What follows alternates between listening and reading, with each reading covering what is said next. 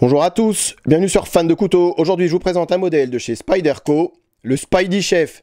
Présentation du couteau, comparaison avec d'autres modèles et test de coupe en fin de vidéo. On est sur un couteau qui mesure 19 cm, ouvert. Taille de la lame sur le Spydy Chef, 8,5 cm pour un poids de 106 grammes. On est sur un couteau qui est sensiblement plus petit qu'un Para 2. Fermé, je vous montre. Quasiment la même empreinte, j'ai envie de dire. Par contre, la grande force du Spydy Chef par rapport au Para 2, et ce qui en fait un couteau de poche, à mon sens, un excellent couteau de poche, ça va être la finesse du Spydy Chef. Regardez par rapport à un Spyderco Paramilitary 2, c'est sensiblement plus fin. On va avoir un port vraiment génial dans la poche avec le Spydy Chef. Il disparaît littéralement dans la poche, et c'est aussi dû à ces clips trombone fidèles à Spyderco qui sont juste, à mon sens en tout cas, géniaux. Je vous le mets à côté d'un Spyderco Mantra. Pareil, sensiblement la même taille qu'un Spyderco Delica, plus connu que le Mantra chez Spyderco. Donc c'est plus petit, comme vous pouvez le voir, qu'un Delica ou qu'un Mantra. Et je vous le mets à côté d'un Bug Out, taille normale. Entre parenthèses, je vois pas l'intérêt d'avoir fait un mini Bug Out. Ça, c'était juste une parenthèse.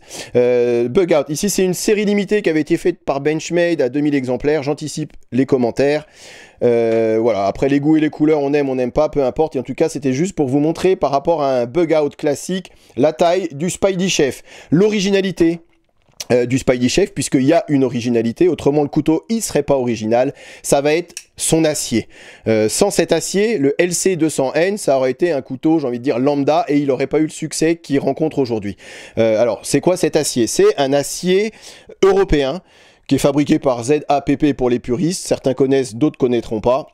La grosse force de cet acier, c'est que c'est un acier 100% inoxydable. Vous allez me dire, mais un acier inoxydable, c'est inoxydable. Il y a différents degrés dans l'inoxydabilité des aciers, et ici, c'est un acier qui résiste particulièrement bien à la corrosion. Il a d'ailleurs, à la base, il était fabriqué pour certains, pour la NASA, pour certains de leurs roulements à billes. Voilà, donc c'est vraiment, là, pour le coup, on peut vraiment dire un acier de l'espace. Après, il a été utilisé dans le domaine pharmaceutique, chirurgical, et après pour l'alimentaire, on peut comprendre que, voilà, dans l'alimentaire, dans la chirurgie, on recherche vraiment des aciers qui soient pas sensibles à la corrosion. Et ça, c'est vraiment la grosse particularité de cet acier. Il y en a qui ont fait les tests, vous le laissez 2 semaines dans de l'eau de mer, vous ressortez le couteau, la lame, en tout cas, est nickel. Alors ici, petite précision, quand même, il faut le préciser, il s'agit de la version 2. Donc, il y avait une version 1. La seule différence qu'il peut y avoir entre les deux versions, mis à part la couleur de la visserie qui différencie les deux versions, ici noir, l'autre version 1 inox, c'était, puisque sur les couteaux, vous avez la bille de détente ici que voici, vous voyez, qui sert, alors je ne vais pas vous faire l'anatomie d'un couteau, mais vous voyez, ça sert à ce que la lame soit à l'intérieur du manche, bref, peu importe glisser. Voilà, cette bille sur la version 1, elle était en acier inoxydable.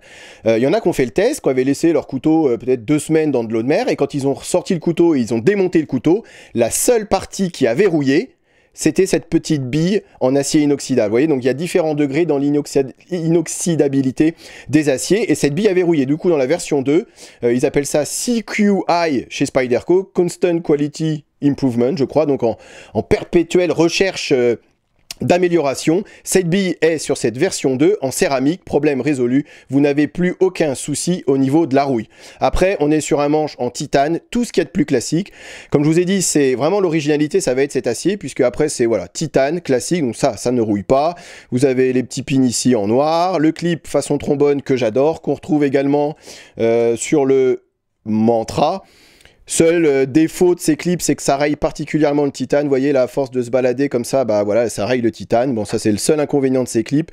Mis à part ça, franchement, je trouve qu'avec on a un port très discret. Par contre, voilà, très simple, sur un frame lock, vous n'avez pas les derniers trucs du moment avec l'insert en acier inoxydable, vous voyez, qui vient se caler contre le talon de la lame. Ici, frame lock, tout ce qu'il y a de plus classique, avec le titane directement sur le talon de la lame.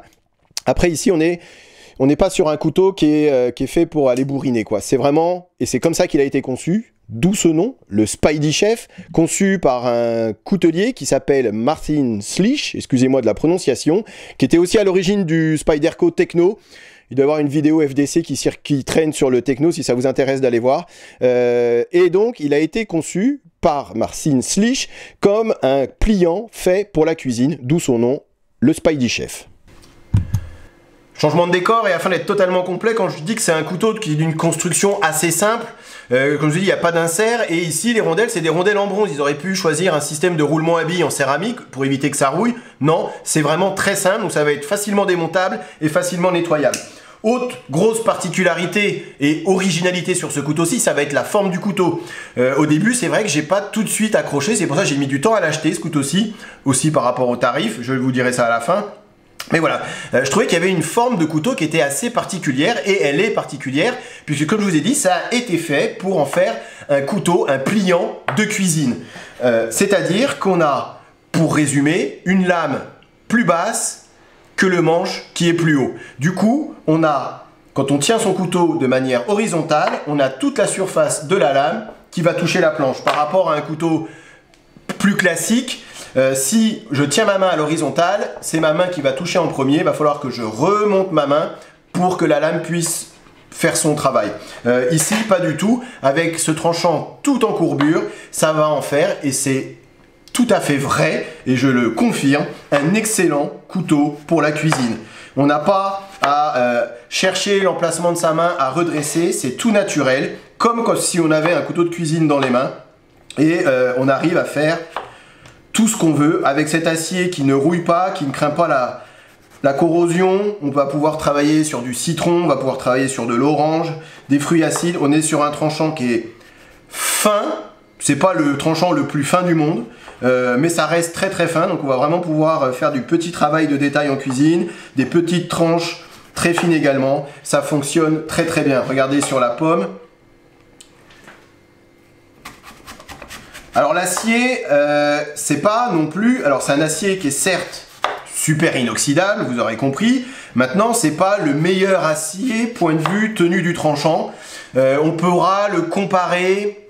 Alors j'ai regardé sur les forums, sur certaines choses, alors certains disent que ça peut être comparable au VG10, certains au S35, certains au CPM 154. Voilà, donc on est dans cette gamme d'acier, j'ai envie de dire, on n'est pas à la hauteur du M390, point de vue tenue du tranchant, ni sur des duretés très élevées comme du ZDP 189, ici on va être 58, 60, voilà, c'est assez difficile à savoir.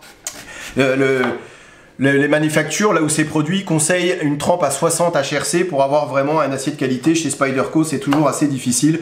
Maintenant, si vous passez votre journée à couper des aliments, honnêtement, c'est pas très important. On a un tranchant qui dure pas des heures, ça c'est clair. Par contre, c'est très facile à reprendre, ça aussi c'est important. On va pas passer 2 heures tous les soirs comme le M390 à reprendre son tranchant, donc ça marche très très bien. Après, je donne toujours cette astuce, mais si vous voulez couper un aliment facilement, que ce soit du poivron, des tomates ou quelque chose comme ça, n'y allez jamais côté peau en premier, vous voyez, ça accroche. Vous vous mettez dans l'autre sens, et là, ça va tout seul. Petite technique du cuisinier. Mais vous voyez, c'est vraiment hyper plaisant de travailler en cuisine avec. Pour ceux qui ne le savaient pas encore, je suis cuisinier et je m'en sers très régulièrement. Le gros avantage pour moi, c'est que voilà, quand j'ai fini d'utiliser, je suis un peu... un psychopathe de la rouille, machin, quand j'ai des aciers avec le M4, pour ne citer que lui, voilà, je le nettoie, je repasse un peu de lubrifiant pour être sûr qu'il va pas rouiller. Ici, au moins, c'est zéro prise de tête. Vous le passez un coup sous le robinet, vous secouez 2 secondes, vous laissez sécher et c'est reparti. Le couteau ne prendra jamais la rouille. Alors, hop, j'essuie la planche, vous inquiétez pas, de toute façon le restaurant il est fermé, donc tout ce que vous voyez là, ça va être pour ma consommation personnelle. Et ben forcément, la petite tranche de sauce qui va bien aller, puisque comme je vous ai dit, c'est vraiment le couteau qui est fait pour se préparer un casse-dalle, pour aller préparer l'apéritif, pour couper les petites rondelles de saucisson. Et vous voyez, je n'ai jamais la main ici qui rentre en contact avec la planche. Cette forme de lame, tout en courbure, ça peut être très pratique, je vous l'ai pas fait, je vous le refais là, mais pour un peu émincer façon couteau de cuisine, vous voyez, c'est vraiment en ça, forme bizarre, on est d'accord. Moi au début vraiment je me suis dit que la forme, voilà, ça m'interpelle, et après on sent que voilà, il a été conçu pour une certaine utilisation, et Marcin Slich en tout cas il s'est pas trompé, puisque on est vraiment dans cette pure utilisation couteau de cuisine. Donc ça sera pour ce soir, hein, pour l'apéro. De toute façon en ce moment on fait que ça, boire et manger. Vous allez me dire on a que ça à faire. Mais voilà, c'est vraiment... c'est que du bonheur de travailler avec. Si j'avais un reproche à faire, je vous mets... alors voilà, un petit, ça va être mon repas du midi. Petit émincé de poulet, mais vous voyez ça marche très bien également. Voilà, c'est pas très grand comme couteau, hein, vous l'avez remarqué, 8,5 cm de taille de lame, voilà, ça, on va pas en faire un éminceur ou un pur couteau de cuisine, mais pour se préparer un petit casse-dalle, couper une baguette, un morceau de pain, en tout cas c'est juste génial. Alors c'est les reproches que je pourrais faire à ce couteau-ci, et je terminerai là-dessus. Gros reproche, c'est le prix. Puisqu'on est sur un couteau qui coûte quand même plus de 200 €. Alors aujourd'hui 230, 250, moi j'ai dû l'acheter 259, ouais ça commence à faire mal. Pour un manche en titane où il n'y a pas de chichi, on n'est pas... Alors effectivement, comme je vous ai dit en début de vidéo, l'originalité c'est cet acier. Voilà, on paye l'originalité, on paye le designer, on paye Spyderco aussi. Forcément, après c'est très bien construit. Vous voyez, on est sur une lame qui descend tout seul, c'est très souple. On est sur une bonne... Normalement une bonne détente. Voilà, normalement, j'ai bien dit. Non, normalement ça sort pas, là il y a peut-être un peu de graisse qui s'est mis à l'intérieur, mais normalement ça sort pas du tout. Croyez-moi sur parole, le centrage de la lame il est parfait. Voilà, qualité Spyderco, c'est fabriqué à Taichung, à Taïwan. Donc on sait maintenant que tous les couteaux qui sortent de l'usine de Taïwan, de Spyderco, ils sont franchement, qualitativement en tout cas, au niveau. Voilà, c'est sûr que c'est très cher, on paye la marque, on paye cette originalité au niveau de l'acier, au niveau du design et du designer. Voilà, j'espère que la vidéo vous a plu, et je vous dis... à très bientôt sur Fan de Couteaux. Salut!